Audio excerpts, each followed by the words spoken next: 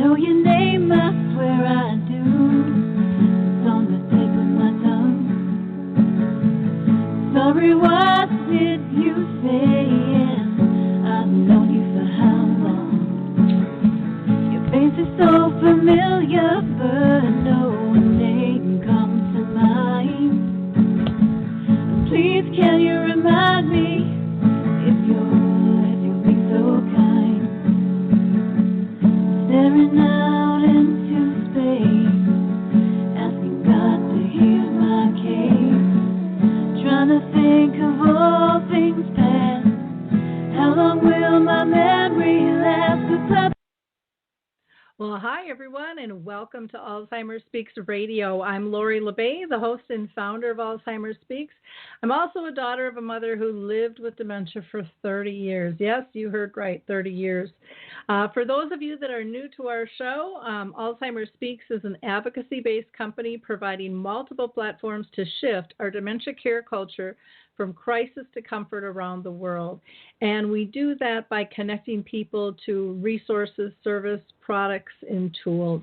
We are also known as a media outlet to help companies expand their brand footprint by leveraging our platforms and our content so that they don't have to reproduce everything. And so it's really kind of a fun way to market together. So if you're a business out there looking to enter the market of dementia or caregiving, give me a jingle at 651-748-4714, or you can always email me, Lori, Lori, at alzheimersspeaks.com, or just go to alzheimersspeaks.com. There's a big contact button there, too, and check us out. Now, before I introduce our guest today, I want to just thank our audience for their loyalty and their time commitment and all of the shares that you have done regarding our content with your spheres of influence, be it the radio show, our dementia chats, interviews where I interview people who are the true experts, those diagnosed, or if it's the blog, the website, the YouTube channel. You have just really helped raise our profile and raise the need for services, products, and tools for those dealing with dementia, both family and professional. And I want to thank you again so much for taking that time to like, to click, to share, because you got us recognized by Oprah this year as a health hero, Maria Shriver as an architect of change, and Dr. Oz is the #1 influencer online, and that would not have happened without you. And so all of those accolades that we get, we always share with you, our audience, because we really, truly do feel that we are a team. I'd also like to invite you to call in if you have a question or a comment regarding the topic that we're on today, which is going to be talking about travel. That number is 323-870-4602. That's 323-870-4602. And think about, maybe you've got a story or an idea that you want to share about shifting our dementia care culture. If so, reach out to me. I'd love to have you on as a guest. Now, again, before I introduce Greg, I want to just give a shout out to a couple organizations that I just totally adore. The first is Calendar Cards, which is a memory system, and they have been so gracious to organize and manage the Memory Cafe directory. And so if you are looking for a Memory Cafe, and those are kind of support groups for people with dementia and their care partners, or if you have one you want listed, just go to memorycafedirectory.com, and they will help you with that process. It's free of charge. It's easy to use, and it's just a wonderful, wonderful resource. So I highly thank Calendar Cards for doing that. And Calendar Cards is with a K for both calendar and cards.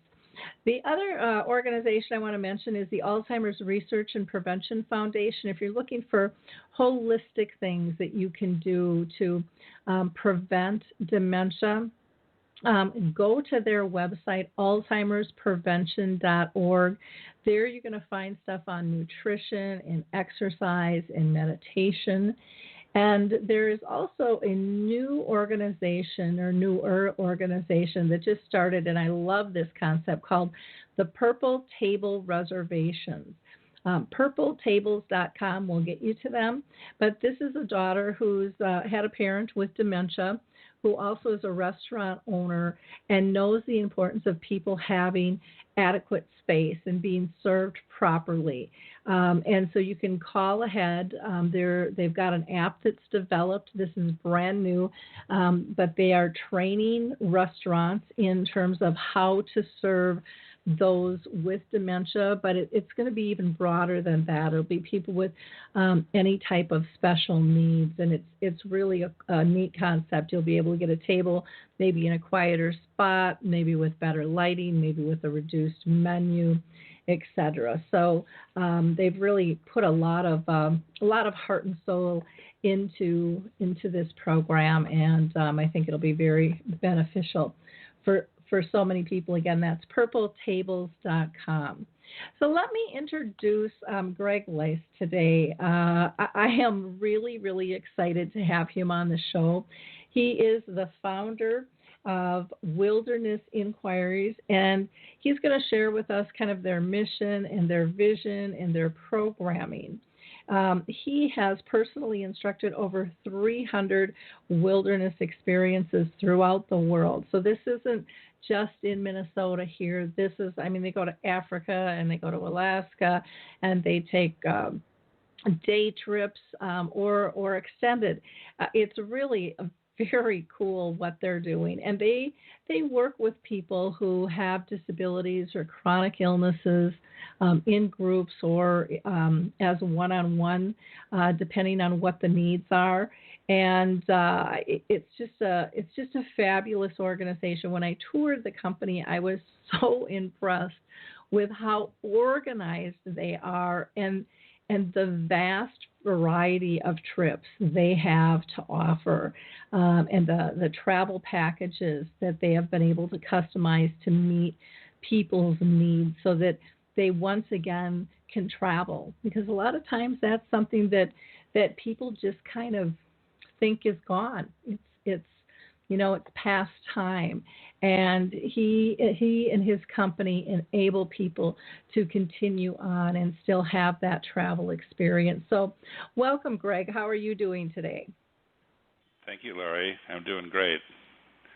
Well, like I said, I'm very excited to have you here with me today. I was almost overwhelmed with what all you do and the efficiency in which you do things. But before I get to our line of questioning, I always ask every one of my guests, if they have been personally touched by dementia, either in their family or circle of friends.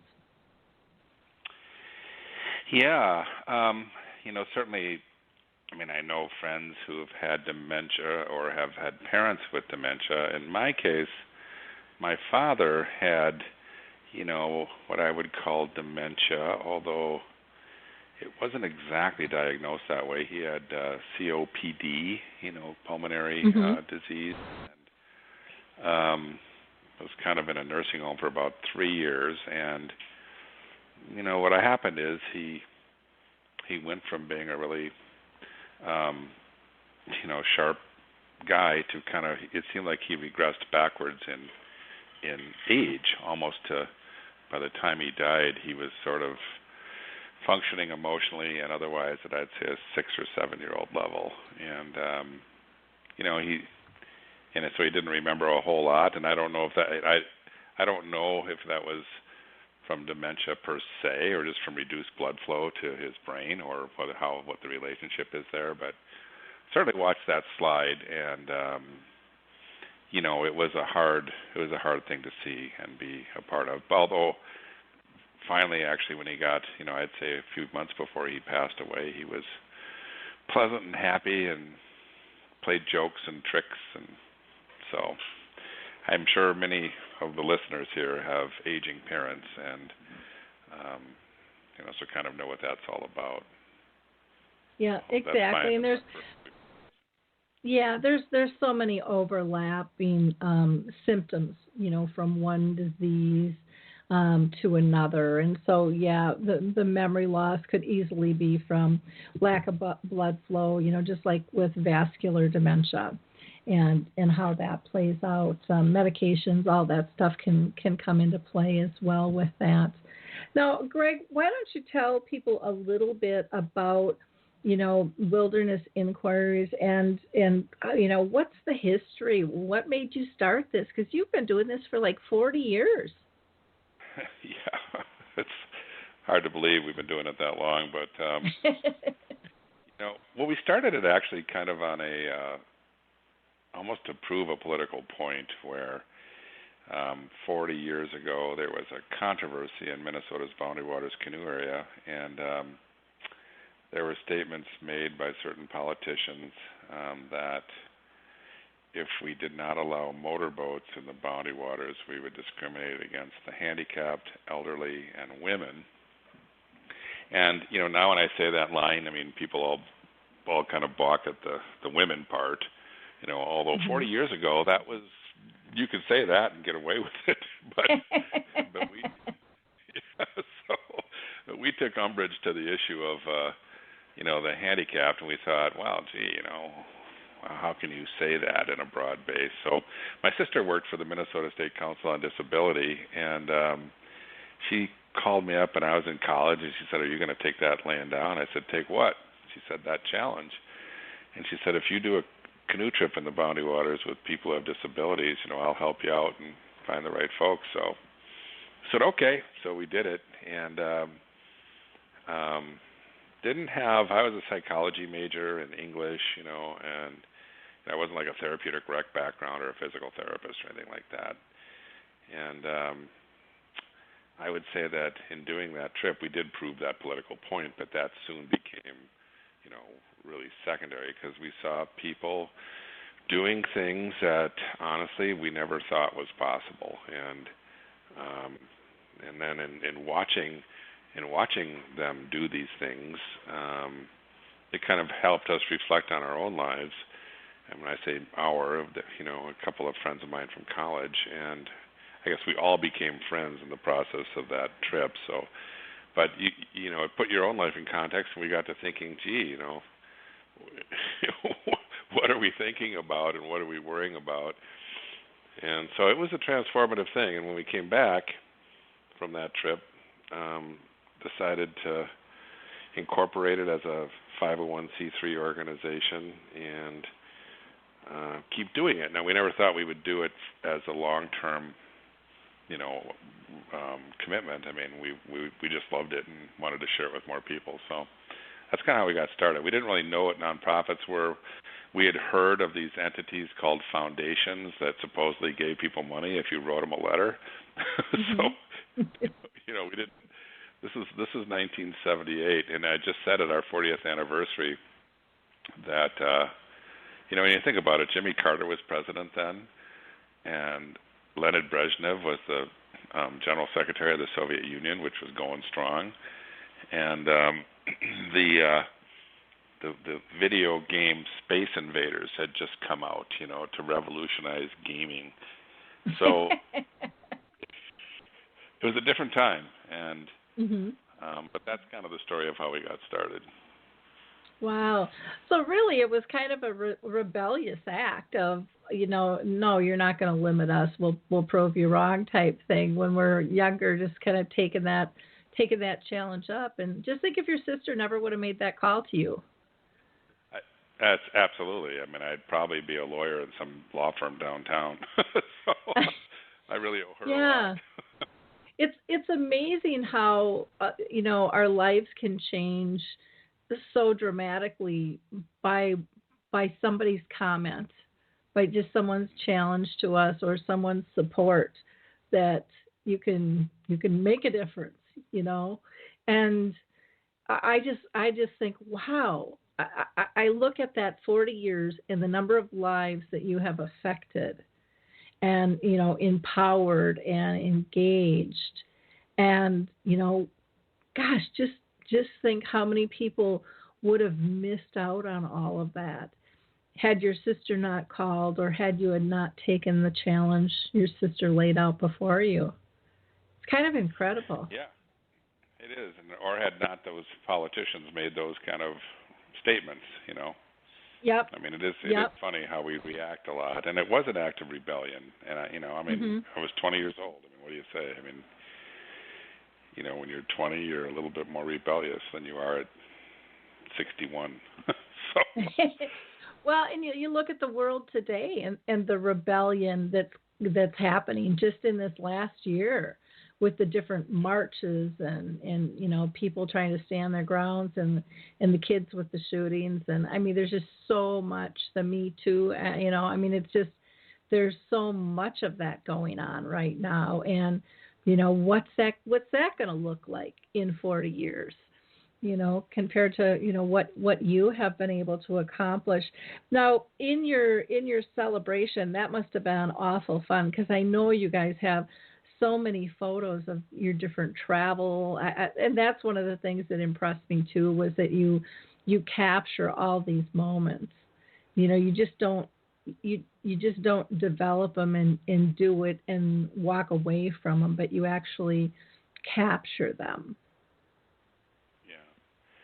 Well, we worked really hard to try to bring the story home, and I wouldn't say that we're the best at that. I mean, we're okay at that. We've got the best stories, I think, but we don't. We need to have. Just a few years ago, we started a photo internship program, so people go out and interns and take photos, and that's really upped the game quite a bit. But it is, because I would say, Lori, that the other piece to it is that even if people don't go on a trip with us, if they see these photos and they see these activities happening. In 1988, we went to Australia and went on the snowy river down there. And one of the women in our group, wheelchair user, she worked for the National Park Service, just retired. Actually, I still know her. And we went. We had to rappel over this cliff, and I hated the idea of rappelling, so I went down and hid under the cliff. And sure enough, all of a sudden this wheelchair comes over the side, and I couldn't believe it. So I took a picture, which became it was like my most published photo ever, and of a woman rappelling down a cliff in a wheelchair. And after I took the picture, her wheel got caught in a rock, and she kind of twisted sideways. And I shouted up to her. I said, Erin, are you nervous? And she said, no, I already broke my neck once. This is no big deal. It was kind of an eye-opening, I wouldn't have thought that would be her response. And she got down off the cliff and everything was fine. But I would still say that just people seeing those kinds of things happen can help to motivate and inspire people. So. Oh, yeah. It's pretty. Yeah.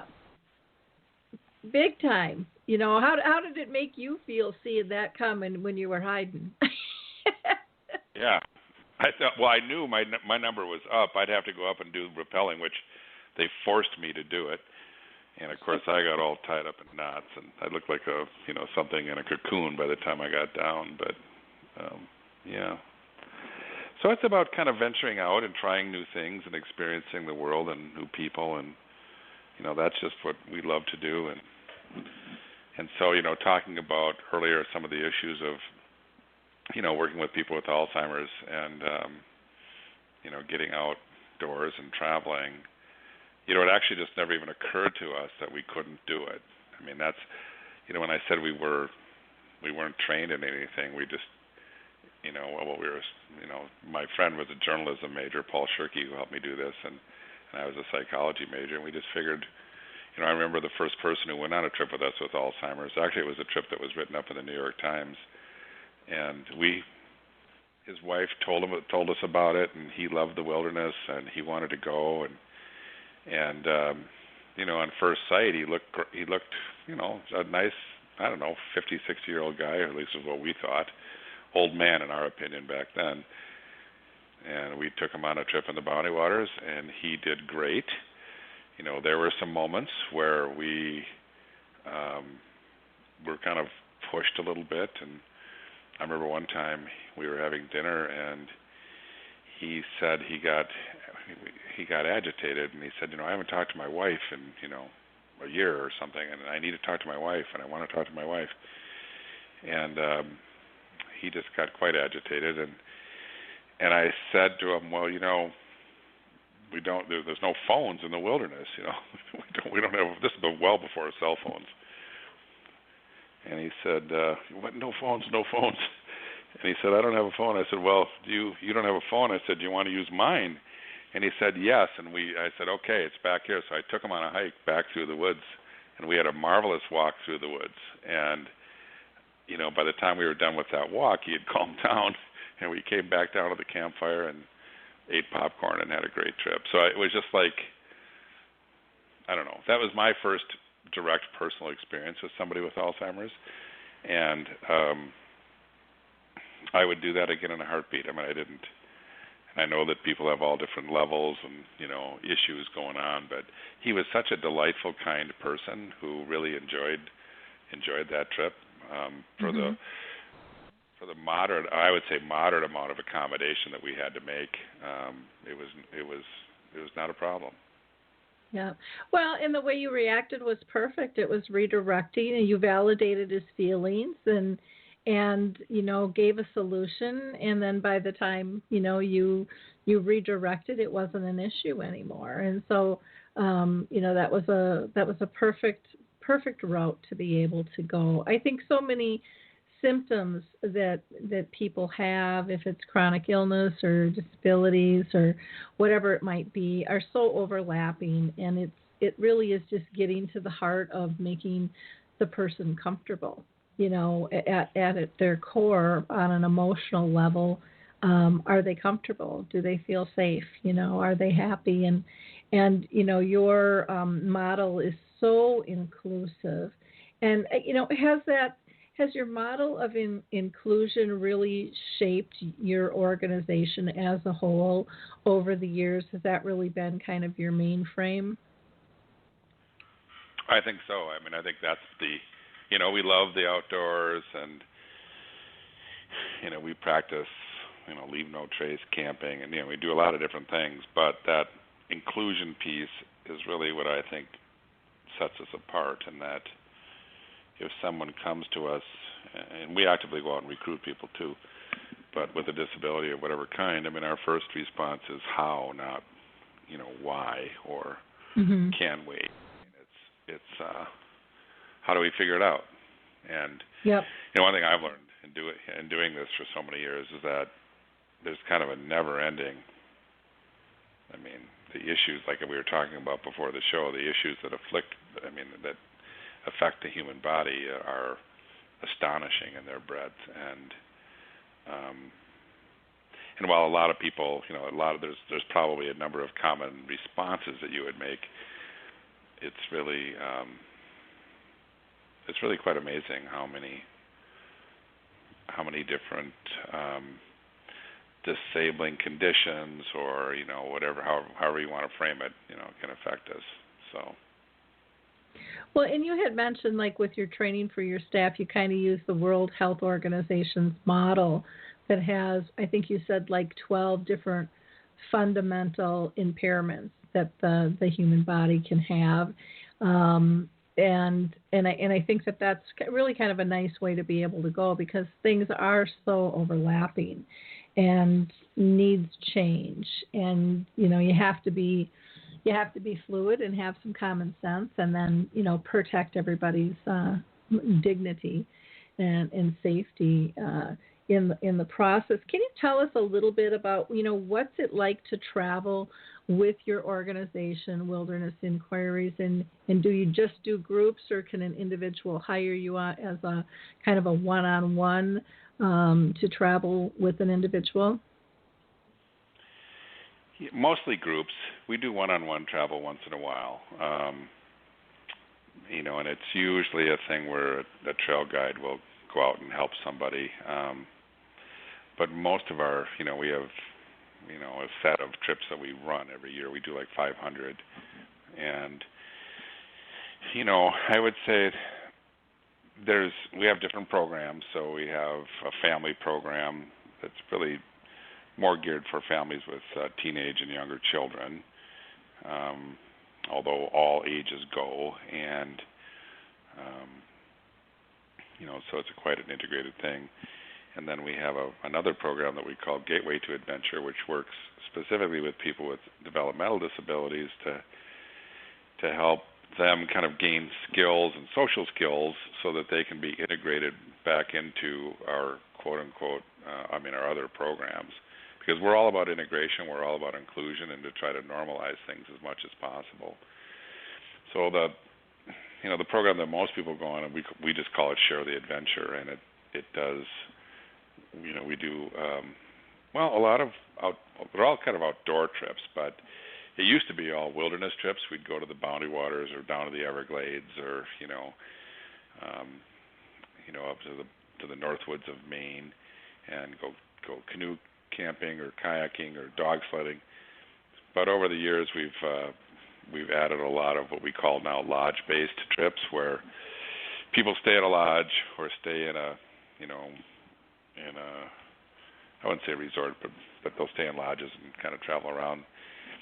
We do now a number of international trips, so we go to like Iceland and Tanzania and New Zealand, and actually in September we're doing our first trip to Peru, which I'm going to go on, and I'm excited to go on that, and to go see Machu Picchu and Lake Titicaca, and it's a pretty cool area. So we've been doing international trips for 15 years, and those trips are, usually we fly to, like, say, Costa Rica or something, and then we travel around together and stay at different places, and then kind of do day trips and activities, and it's pretty fun. Well, my wife and I just. Oh, I'm sorry. Go ahead. Well, we just went to Iceland. It's kind of a hot travel destination.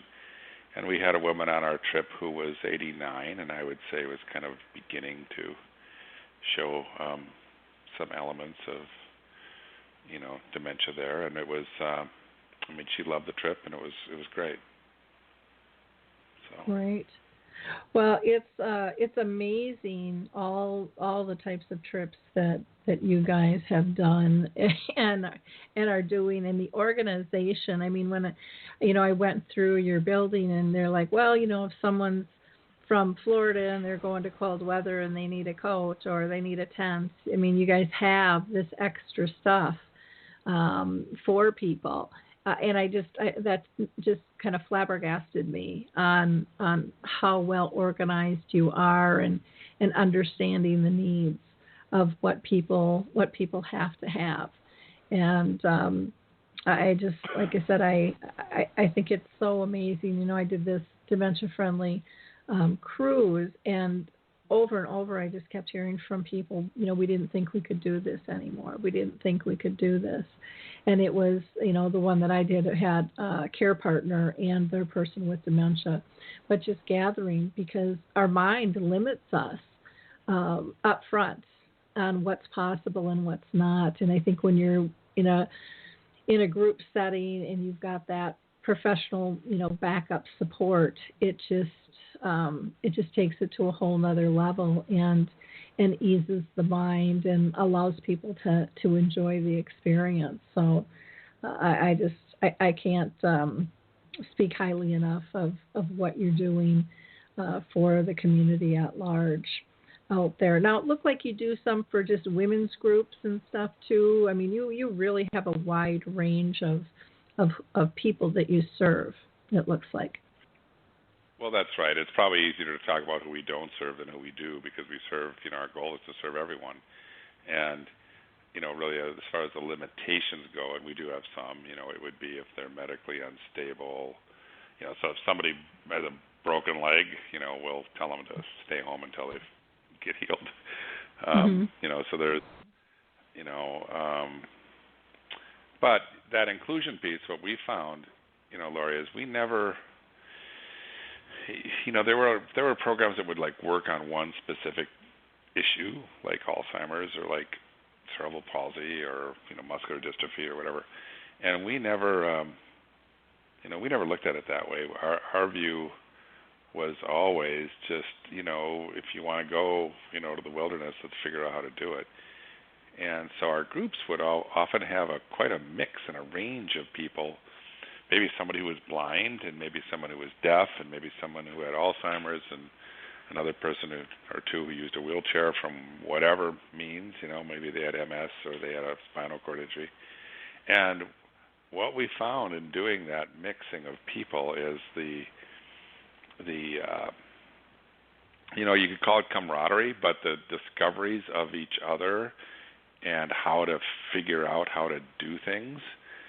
Mm-hmm. That's we call them symbiotic relationships, if you're familiar with that term in biology class, mm-hmm. where, you would have a person who used a wheelchair might team up with somebody who has cerebral palsy and can't, needs crutches or something to get across the trail, and the person in the chair provides the stability for that person. And I remember we had a guy with CP who was strong as a horse, and that he could push like nobody's business. And so, combined, they could do something that neither of them could do alone. And when you're out there, I don't know what it is, but when you're out there in the natural world, and of course, Mother Nature doesn't care about, whether you have Alzheimer's or whatever. The mosquitoes are going to bite you either way. But when you see people come together and push to get things done, it leaves you with a huge, that transformative piece that I talked about early on our first trip. It's the beauty of it is it's happened again and again and again, and I would say that inclusion piece has been a big part of that. A lot of people think that it's great that you serve people with disabilities, and we kind of reject that, and sure we do, but really it's not a special needs. We're not looking at it that way. We're looking at it as, we're all in this boat together, and if we have this trip together, we all come out of it stronger and better on the other end. And for the most part, anytime, we've done now like 10,000 trips, and so, you have a dud every once in a while, but I would say it's about 98% of the time the trips turn out to be fantastic. So. Mm-hmm. How do you think your organization has changed over the 40 years? Well, I think, first of all, we diversified the programming and the things that we do. We have a big program that we call Canoemobile, which, one of the things that happened is a lot of youth and, a lot of people, as we become a more urban society, and other reasons, aren't connecting with the outdoors like people used to. And so we have this program which really goes around the country. If you remember the Bookmobile, which brought, literacy to rural America, the Canoemobile brings environmental literacy to urban America, and that goes to cities all across the country. So but it's basically it's built on the same foundation of what we do, and what I mean by that is, a lot of groups, it's like, come to our place 300 miles away. It's sort of the approach. And with us, I remember after we did our first trip, my friend and I, we went to nursing homes around town with a slide projector to recruit people with disabilities to go to the wilderness with us. And, it was quite interesting going in those places and seeing folks of all kinds of situations. And enough people were kind of crazy enough to do it with us. But many people said, hey, we'd love to try it, but can we try it on a local lake first before we commit ourselves to a week in the Boundary Waters? Which made a lot of sense to us. So we said, sure. So we started taking canoes out, and we called them Canoeing is for Everyone, and evenings, and went right where they lived. And, just had people come out, and they'd meet us, and we'd check them out. We'd make whatever arrangements we had to do to get them on a boat and do that. And so that kind of taught us the idea of going where people live and starting where people are at. And that Canoemobile is very much in that mode. And all of that, I would just say, kind of traces back to our, where we started out 40 years ago. But the other thing I would say that's changed, there's been another big change, and that is, I would say that our staff today, 40 years ago, inclusion was cool, and we had great people who were totally committed to it, but it wasn't mainstream. It wasn't, people still stared at people with disabilities and wondered what they're doing outside of the home. Mm-hmm. And today, and I don't know if you've noticed this in your lifetime, but today, and I guess it's probably after the ADA and, publicity and, people out in classes have been integrated more, schools have, that our staff are much more immediately in tune with and embracing someone with a disability. And maybe that's because we have a reputation for that, I don't know, but it seems like we have less and less, we have to do less and less training on why. Why would we do this? Because they just seem to get it more intuitively. I don't know how to describe it, but I've really noticed that over the last 10, 15 years, which I think is a good thing. Yeah, and I would agree. I mean, probably 35 years ago, I worked with developmentally disabled, and I mean, they were more hidden. They were just starting to come into group homes in neighborhoods and out-of-state hospitals and things. So I mean, things have changed a lot with integration of all different types of disabilities, and we're all disabled if we want to admit it or not, but none of us work perfectly the way we're supposed to, and so I think that misnomer of that standard of this is how everyone is supposed to act and be is just, in my opinion, a broken model to begin with, and something that needs to be changed, and we need to be much more accepting of one another, and like your company is doing, meeting people where they're at, and still being inclusive and allowing them to have a full life experience, and that's pretty cool. Out of all the places that you've traveled to, do you have a trip or two that are just kind of your ultimate, that you'll never forget? Well, I certainly have trips that I would never forget. Yeah, there's probably on both sides, yeah. Yeah, I mean, a lot of them just based on the people, and we just did a trip to New Zealand, which, we've been doing, Wilderness Inquiry has been going to New Zealand for about 15 years, but I actually just did it 2 years ago, and it was phenomenal. And in fact, so much so that one of the funny little things about this 40th anniversary that we have, our staff have sentenced me to spend 40 days and 40 nights in the wilderness this year. And so I said, well, great, where can I go? And they said, pick your places. And I asked my wife where she wanted to go, and she said, back to New Zealand. So we're going to go back to New Zealand in December, not for 40 days. It's a regular Wilderness Inquiry trip, but that place was just a phenomenal experience. And I would say that, our Costa Rica, we do a trip in Costa Rica again, which just is kind of because of we follow sort of a formula on our trips that I think is really works out well. We kind of go to if it's a 10-day trip, we'll move to 3 different places and stay in these areas. And we don't always go to the most, like if we go to Yellowstone, sure, you see Old Faithful because, everybody has to see Old Faithful. But we go to other places that people don't know about as much, but that I think are like totally cool and a little bit off the beaten trail.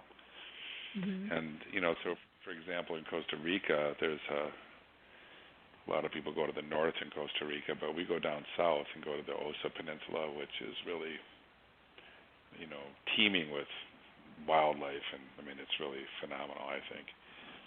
So I would have to say probably New Zealand, Costa Rica, but then there's the Olympic National Park, which I love that place up in Washington. We do that on Puget Sound, And Mm-hmm. then there's always the Everglades, which is phenomenal. So it's a hard one. It's a hard one for me to answer because I'll tell you one little story. I used to think, growing up in Minnesota where I grew up, we would go to the Boundary Waters, and that was sort of the definition of pristine wilderness for us. Mm-hmm. But in Minneapolis, it's known as the city of lakes, and there's a lot of lakes around, as you probably are aware. There's also the Mississippi River that flows right through the Twin Cities. And I always grew up just thinking that the Mississippi River was, polluted and dirty and not worth going to and dangerous and full of carp and all that. And about 20 years ago, a friend of mine from Texas came up, and he learned he was fishing on the Mississippi River and wanted me to go. And I figured, what the heck, he's from Texas. He didn't even know the difference, between a great place and a dirty old river. But I went down to the Mississippi River, and my mind was changed. I mean, it was a phenomenal experience, and the water was much cleaner than I had remembered, and we caught a lot of fish, and so, and that's kind of the wilderness in my backyard. And so now we've paddled rivers all over the country, from the Ohio to the Harlem River in New York to the Anacostia River in D.C., and these urban rivers have a lot. If you paddle on, I don't know if you have any listeners in Washington, D.C., but the Anacostia River is a phenomenal paddling river, and it's spectacularly beautiful. And I guess that's a long-winded answer for your question of what's my favorite place. No, that's okay. That's okay. It just shows that there's so much variety too, and I like the ability to just kind of do a little neighborhood jaunt too, for people to kind of test things out for a trip, for a day trip of, if it's canoeing or hiking or something like that, before they explore further. So that they can get a sense of comfort and who they're dealing with and how things would flow. I think that's smart. And then for some, maybe that's all they're going to want to do too, and that's okay. But it still gets people out and gets them included in some pretty neat activities to be able to do. Do you have Is there one place that you haven't gone, or one trip that you'd like to see developed? Anything on your bucket list for your organization? Oh, yeah. We got a lot of places. So one of them, South America is kind of, so I've been to Peru before personally, but, for Wilderness Inquiry, it's our first time, and there's a lot of things to do in South America. And so Patagonia and the Galapagos and, the Amazon. I mean, I love the Amazon. So that's a huge continent right there. There's parts of Europe. So we have done trips to Europe, but we don't think of Europe as a wilderness continent. But that's actually a misnomer, because there's some fabulous places in Scotland and and certainly in Northern Europe, and so there's. And then we've also never been to Asia, and we've been thinking about going to China, which would be a little bit different. But China actually has phenomenal outdoor resources, and there's kind of a burgeoning tourism industry there that we've had many overtures, and we have a number of everything else notwithstanding about our relationship with China, we have some great friends over there who have come to the United States and gone on our trips here, and then have been really encouraging us to do some trips in China. So there's a lot of places yet on this earth to experience, even after 40 years. And I mean, that's the beauty. That's what I love. One of the things I love. What I love about doing what we do is I love bringing people together who otherwise wouldn't necessarily get together, and see them develop new friendships and new ways of thinking. Is we call it the great melting pot, and it's just phenomenal. But we also love exploring the planet and seeing different things at work. And I think that that's an important piece because just the other day we were up in the Apostle Islands National Lakeshore on Lake Superior, and it was a crystal clear night, and the stars came out, and you could see the Milky Way just blazing up there. And when you live in the city, you don't even see the stars that much anymore, but this was just like overwhelming. And I think that when you all share that kind of scene that will take your breath away, or that will fascinate everybody, the issue of our differences, whether that's Alzheimer's or whatever it is, just kind of fade into, we become people, One of my favorite lines is, we met each other as human beings, and it's like, because again. Well, and that is absolutely wonderful, to be able to have that experience, like you said, as humans, that everything else just melds away, and you're just left with the raw beauty of life, and that interconnectedness, which is very, very cool on that. Now, can you tell us, in terms of if someone is interested in getting more information on a trip, what would their next steps be? Well, we have a website, of course, that has a lot of different trips and things on it, and we try to make it as useful as possible. And that's just, wildernessinquiry.org, O-R-G. But if anybody Googles Wilderness Inquiry, they'll see it there. We also have, I don't know if we're old-fashioned, but we still answer the phone, and that's one of the things I insist on.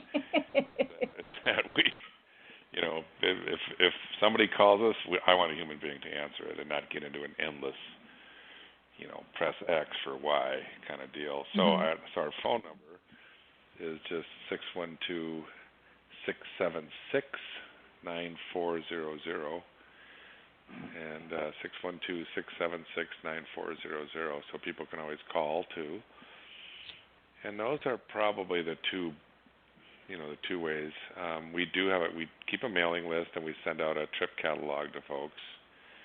It's not, if you see our trip catalog, it's not, there's pictures of people with disabilities in it, but like someone I'm sure there's a photo of somebody with Alzheimer's or dementia in there.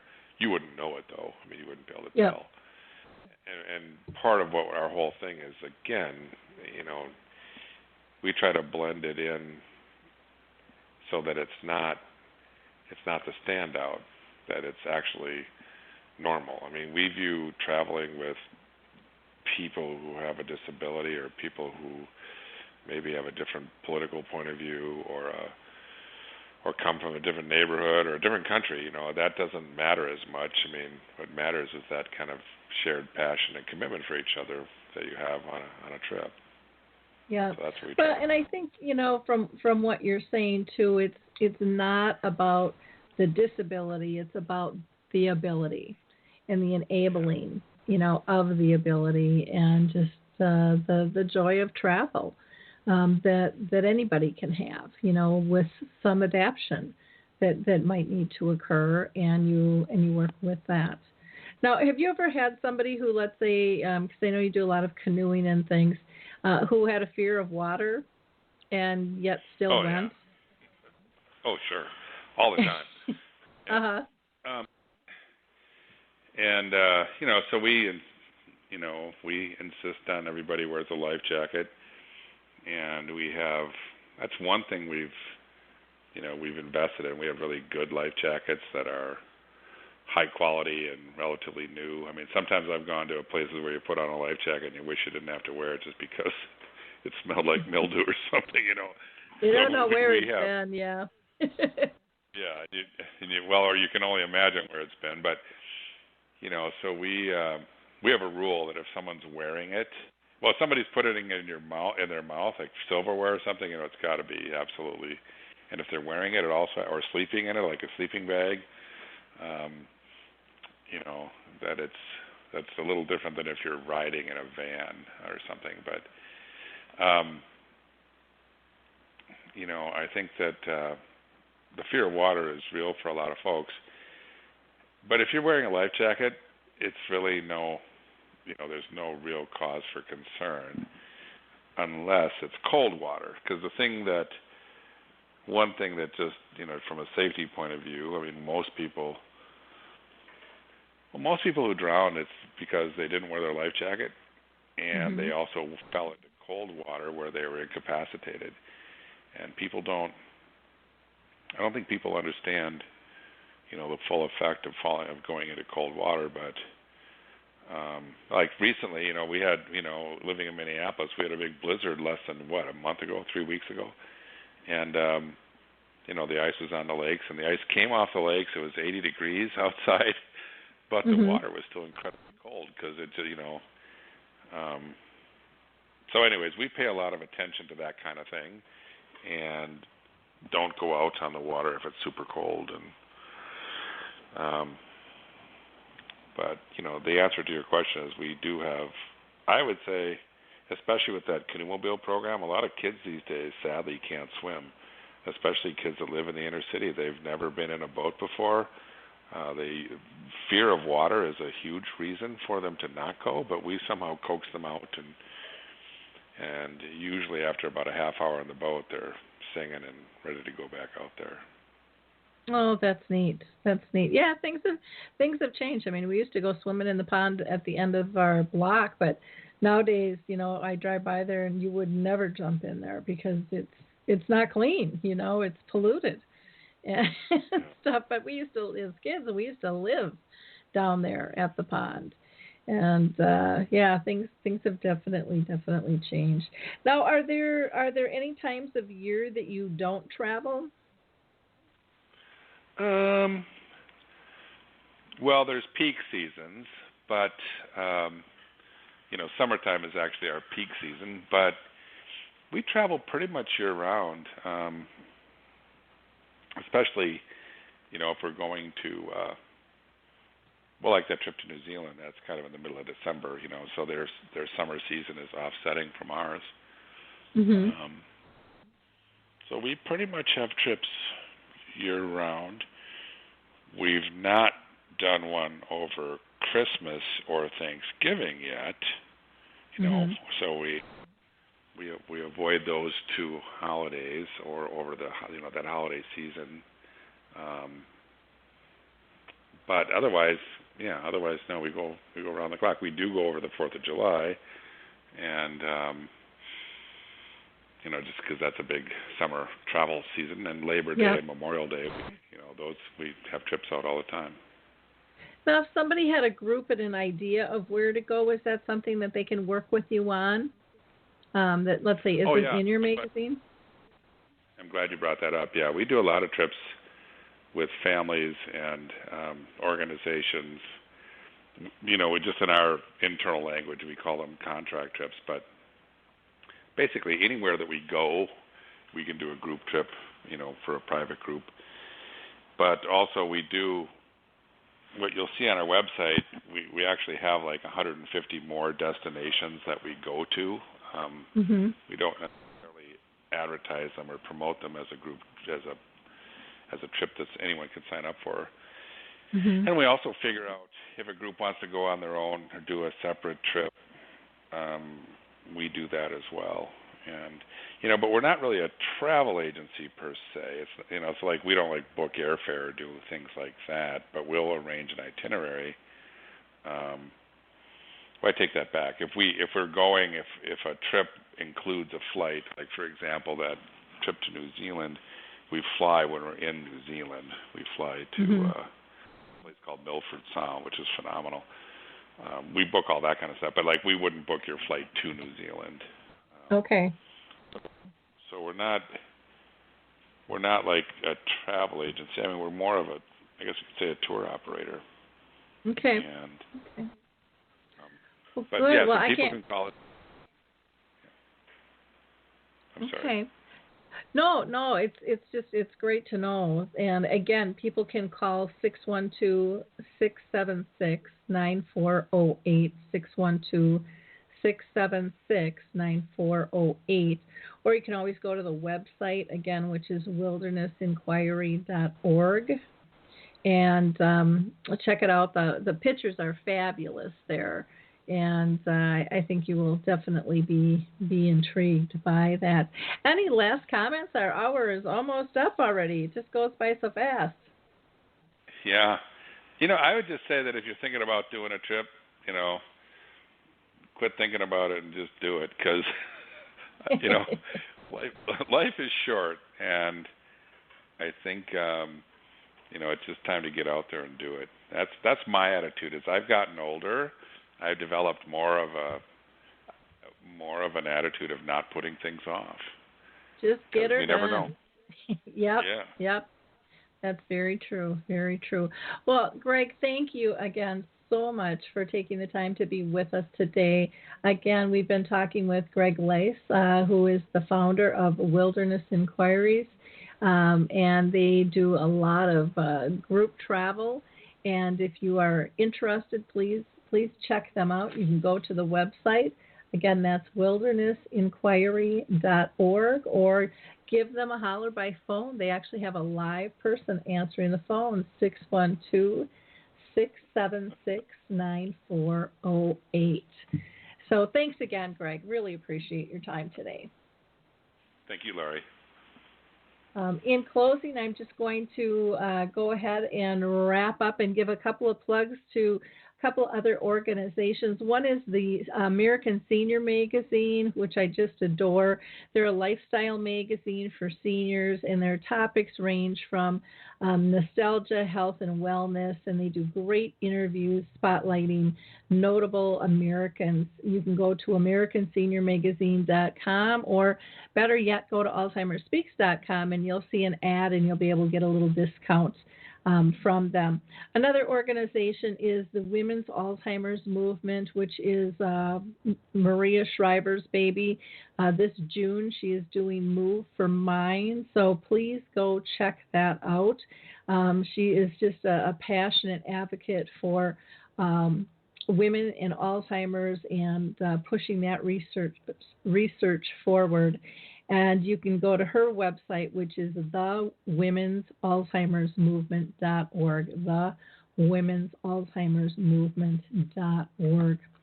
Have a great week, everyone, and thanks for joining us. And again, don't forget to like, click, and share this episode. Bye now.